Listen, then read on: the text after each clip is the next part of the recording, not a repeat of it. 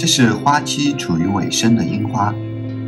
花瓣已经不那么饱含水分，随时都有可能凋零。台湾的樱花花期通常是每年的2、3月份，相对于日本要早1到2个月。所以在4月初，白天接近30度的气温里，各处的樱花花期已经进入了倒计时。大家好，我是主策的奶爸狗狗，来自上海，因为爱情嫁到了台湾，原本是一名广告设计师，现在是2个小孩的全职家庭主妇，时不时分享一些不太夸奖台湾的影片，得罪观众。但是这一期确实对台湾赞誉有加。因为温暖潮湿的气候，所以台湾有许多榕树，而隔海相望的福州也因为气候的关系有许多榕树，更是把榕树当作了市树，所以福州又叫做榕城。榕树擅长独木成林，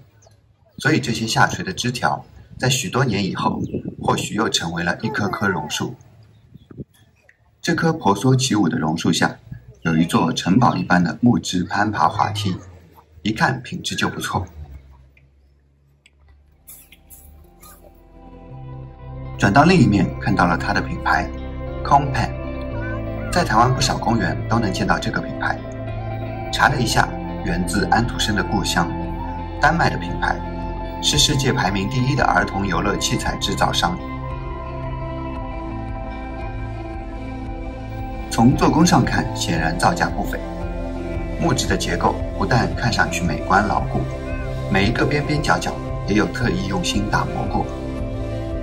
就连裸露在外的钉子头也是打磨过的圆角，不至于有木刺伤害到小朋友。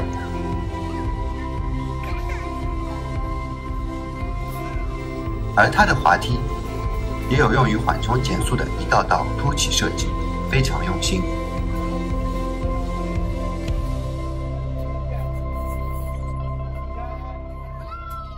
同时我发现在整座玩具城堡的中央竟然还有一棵参天古树，四周用木板围了起来进行保护。这真的是非常有心的一项人性化，不对，应该是树性化设计，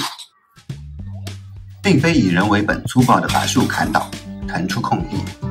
而是与这棵大树相扶相依。这棵大树又像一个守卫一般俯瞰着这群小朋友在它膝下奔跑玩耍。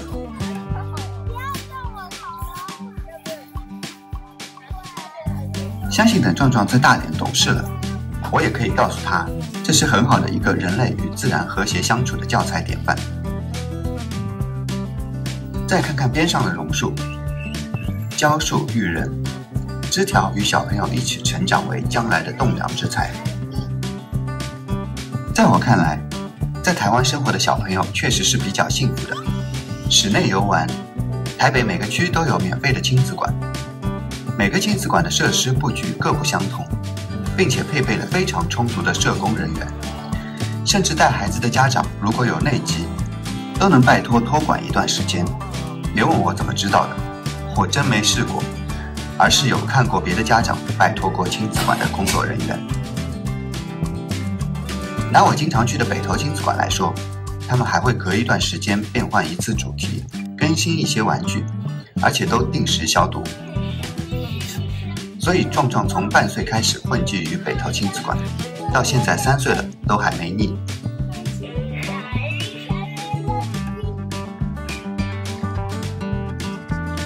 室外游玩又有遍布四周街角巷尾的公园，覆盖率极高，可能走3、5分钟就能途经一处，且品质、安全都有一定保证，让家长不用太花心思考虑应该带孩子去哪里放电。因为孩子出生后就在台湾生活，只有去年有回过上海1个月，可能感受的不是很全面。相比较台湾遍地的儿童游玩场所，并且都是免费的，上海当代小朋友的童年实在有些单薄。我们这一代的童年，因为大部分都住里弄，通常一家3口挤在6、7平的小空间内，所以白天大家都会在弄堂里呼朋唤友，嬉戏玩闹。那时候似乎同龄人也多，小弄堂里穿来跑去也是很开心。后来大批老弄堂拆迁改建，大家搬到各处，住进独门独户的新居内，空间是大了，人情却少了。而现在的上海小朋友，室内游玩似乎只有百货公司内的付费项目，普遍价格不菲，或者是各种培训早教机构，非常功利性。而室外游玩的露天公园，我感觉不如台湾多。在上海带儿子唯一去过的一个，有些外强中干。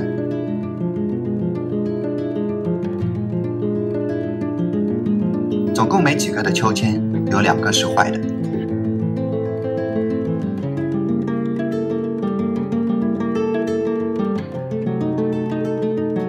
而华丽的木结构攀爬滑梯，时不时有裸露在外的钉子头，实在让人有些痛心。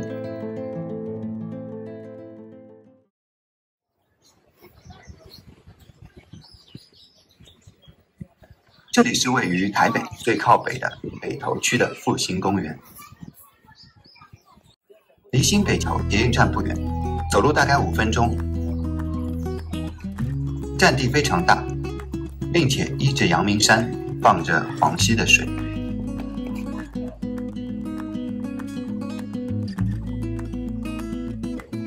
前后也分别有球场、健身器材、沙坑、滑冰场及小朋友的攀爬游玩区域。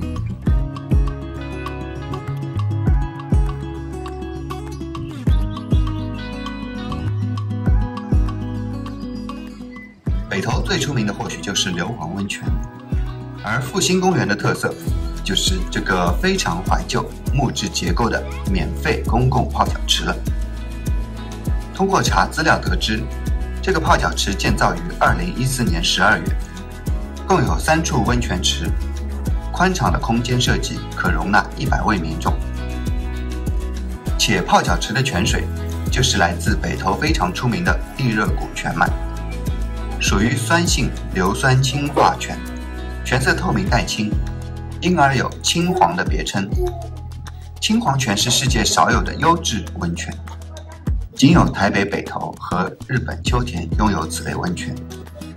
在偌大一个街口露天公园和一群炮友挨个坐着泡脚的体验，我相信还是比较少有的。似乎我们上海人最常用的打招呼客套话“亚维求了吧”，在这个场景下不太实用。